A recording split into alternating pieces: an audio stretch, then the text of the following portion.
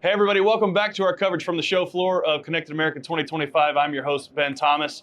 You know, the number one conversation I've heard so far on the show floor centers around data centers and how our industry is continuing to support data centers as they grow.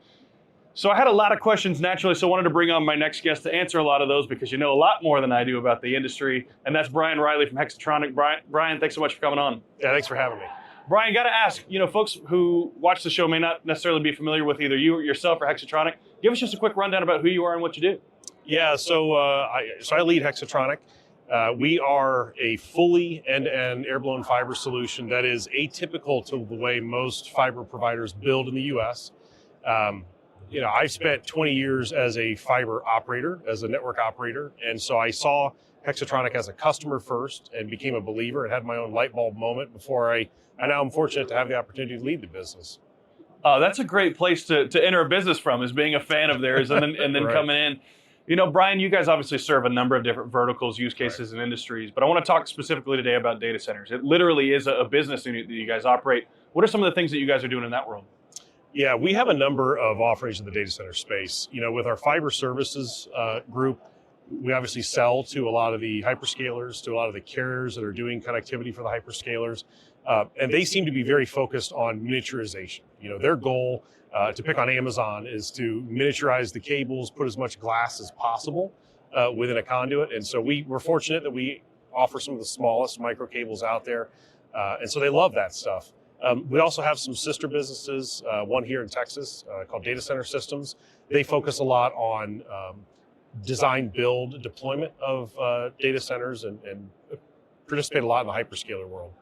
You know, Brian, I think that most of us at this point are familiar with things like hyperscalers, and we're familiar with Amazon, we're familiar with OpenAI wanting to build all these things.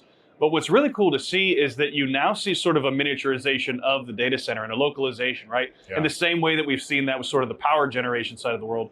Folks want to have their own localized data centers as well. Is that a trend that you're seeing as well?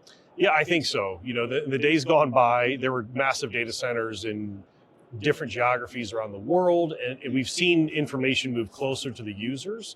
Data centers are supporting that. And so now you'll see data centers at the city level. You're starting to see them at the multiple areas in the city level, getting closer and closer to the customer. Definitely a trend that we see out there. Is it fair to call them edge data centers?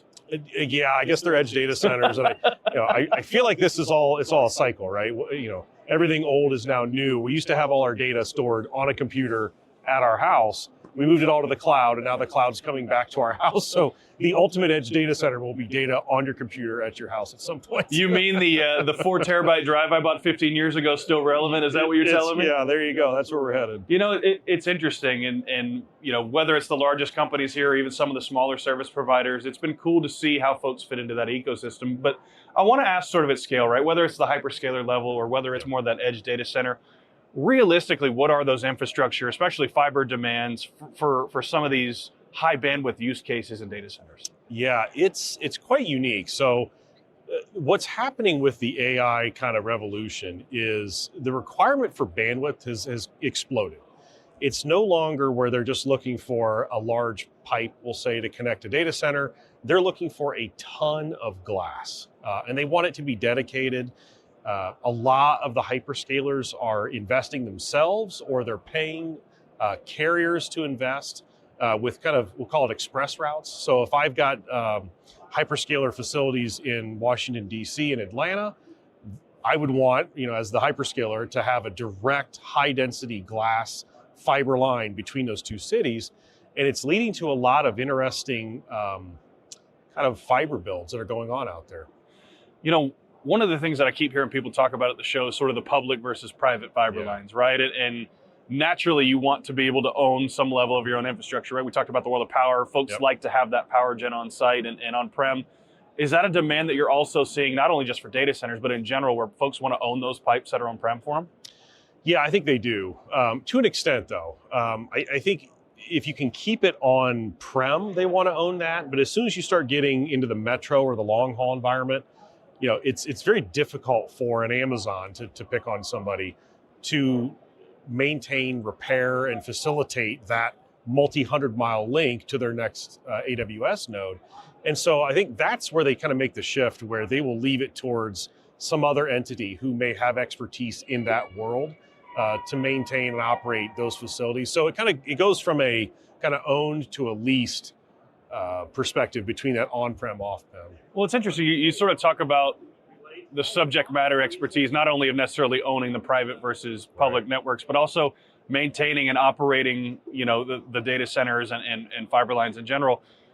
Those challenges sort of pop up as you maybe get outside of sort of the telco world, right? You see our industry serving industries like healthcare and hospitality, and even in rural applications as well. What are some of those places and use cases where you're seeing sort of the demand for data and high bandwidth applications continue to rise? Yeah, I mean, it's data is one of those things that I don't know if we'll ever see a peak. The demand is insatiable, and so I think that we're seeing, obviously, the data center environment is drawing a lot of focus. It's the buzzword. Everybody's talking about AI and hyperscalers. There still is quite a bit of demand, even from the consumer perspective.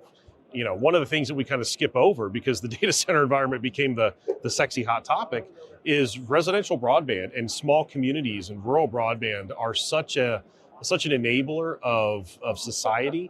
You think about work from home, learn from home, and even telehealth.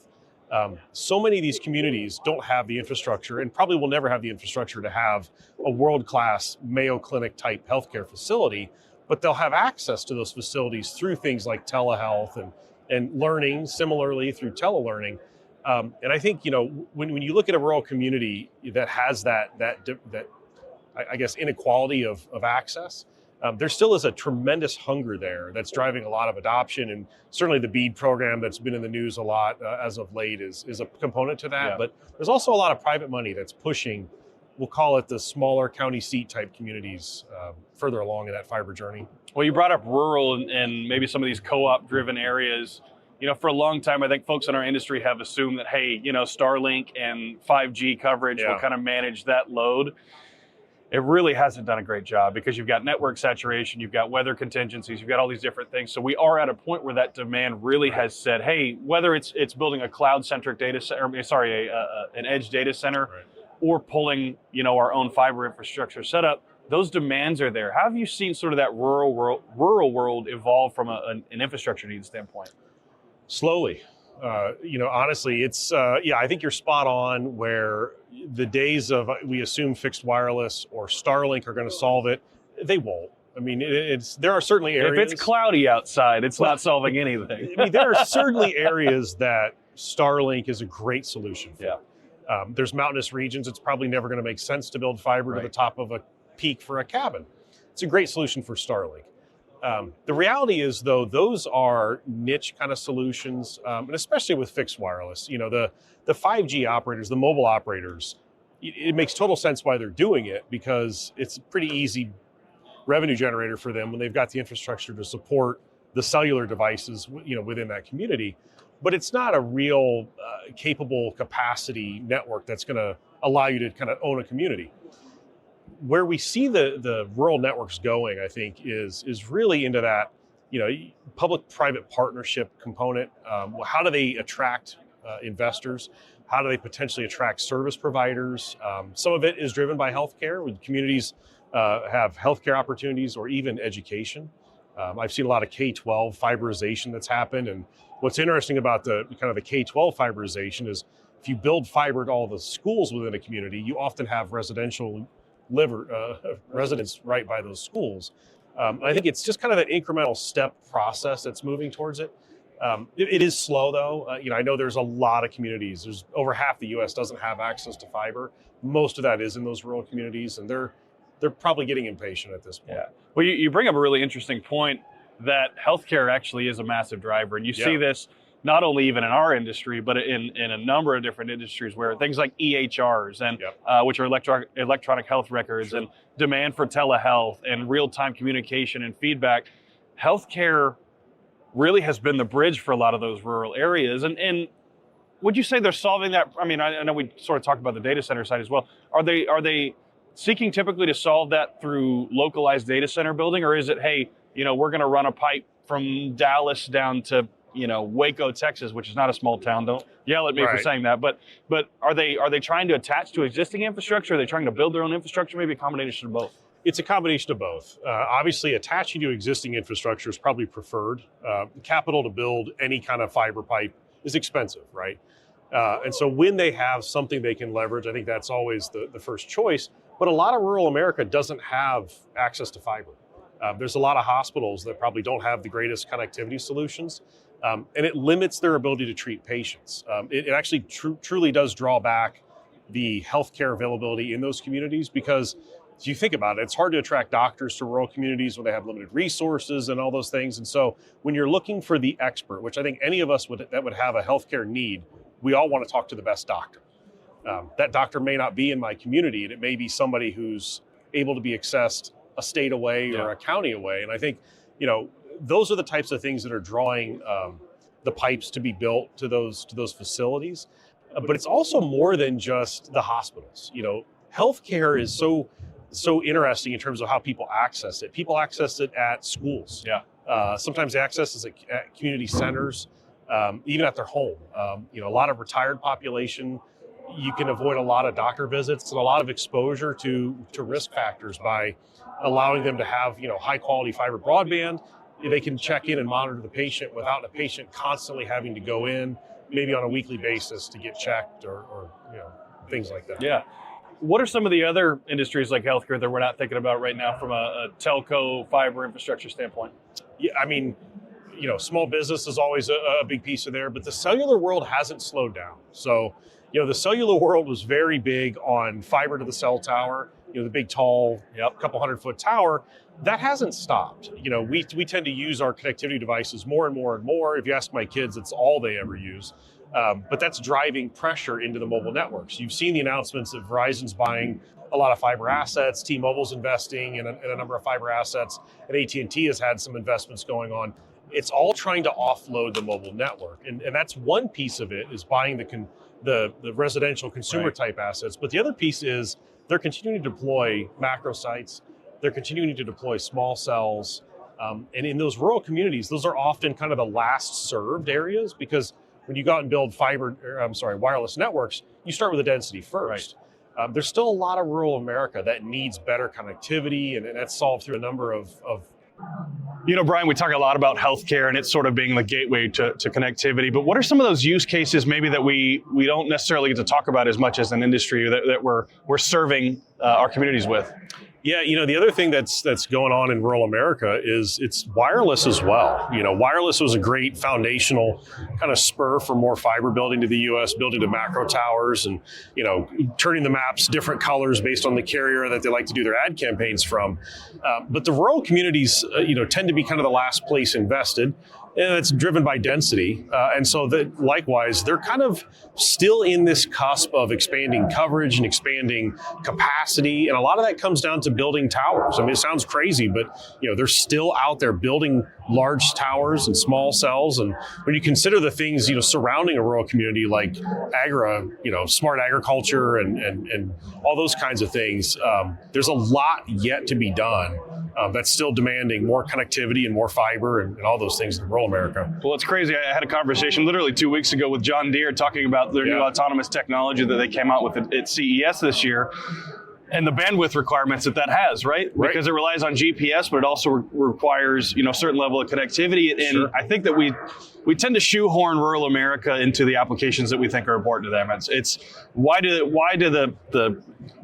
the family compound in XYZ Texas need, fiber? Well, we're not, that's great to have, but we're not really talking about that. We're talking about access to telehealth and to care and to having connectivity with family members. It's almost to a point now where, especially post-COVID, connectivity has become a true utility, right? It's almost a given in the same way that water and plumbing and electrical connectivity is. And we have to meet that demand. I mean, have you seen the same thing where connectivity really is a true utility at this point? I think so. It used to be a nice to have kind of thing. It's become a must have. I think that 20 years ago, the industry used to look at pay television as kind of the breadwinner because nobody would ever stop paying their cable bill. They need that. I think internet has become that new staple where everybody has got to have the internet at their home, whether it be for entertainment, whether it be for work, for medicine, for learning. There's so many applications today that it's gone from a luxury that might allow you to watch Netflix to the way you earn a living or the way you develop yourself or care for yourself. And it's absolutely shifted the way people look at it. Well, Brian, I love how the conversation really has evolved that we've been having today, right? Starting in the world of data centers and then naturally flowing to rural applications, rural connectivity. But I want to land the plane the same place we started. Sure. You know, we talk about data centers, we talk about 25, 26, 27 as these things keep getting built. What would you say to somebody who's finding their way into this conversation for the first time? Maybe it's from a service provider, maybe it's from a telco standpoint, maybe it's somebody outside the industry that's coming in for the first time. What would you say to them as they're finding their way in these conversations for the first time? I would say, good luck. There's a lot to learn. It's a good time to be a GC right now. Yeah, for sure. You know, and I think that's the crux of this business. It's expensive, right? It's very, very expensive to build fiber. Everybody needs it, but nobody wants to pay for it because it's not cheap. And it's not cheap because it's not easy. If you're a GC digging through the mountains and the rocks and all that, I mean, it's an arduous work. And I think that, you know, where we've gone as an industry, you know, the U.S. is an anomaly compared to most of the world, where the way that we build fiber in the U.S. has been relatively unchanged for 30 years. The cost structure has gotten more pressure and more pressure. 10 years ago, when we were building to those cell towers, the ARPU was great, and you could fund a lot of fiber building for a very expensive cell tower service. Obviously, cost economics have come down, and it's putting more and more pressure, but the guy that's digging the ditch isn't getting paid less, he's getting paid more probably. And so you kind of have this dichotomy of economics in the business. And so, you know, everybody's kind of looking for, how do I improve the efficiency of my network build, drive cost out of it, and still find the ways to achieve a return to connect that community, to connect that hospital or the tower, you know, whatever it is. You know, Brian, I think this is a conversation really that's just beginning, and I know a lot of folks, a lot of audience members will have some questions. How can folks reach out to Hexatronic? Yeah, so our website, hexatronic.com, is a great place to reach us. We would love to hear from you and talk about how we might be able to overcome some of those cost barriers in building fiber. Well, look, hey, I'll tell you what, I've known the company for probably 6 or 7 weeks at this point, and I tell you, as I learn more and more, not only about the company, but some of the great work that you guys are doing, I can tell you that you're making a real impact, right? It's easy for folks to come in and say, hey, you know, XYZ company's coming in trying to make a buck. But the difference between you guys and a lot of folks, even folks that are here, I'm not going to say it too loud, but is that you're genuinely helping and serving these communities because you've got so many people coming in for the first time asking these questions. You've got these municipalities, co-ops, folks in rural applications who are asking these questions, and you truly are there to serve those folks. So I thank you so much for that. Thank you. And look, Brian, thanks so much for coming on the show today, and thank you all for tuning in as well. Be sure to stay tuned for more of our coverage from Connected America 2025.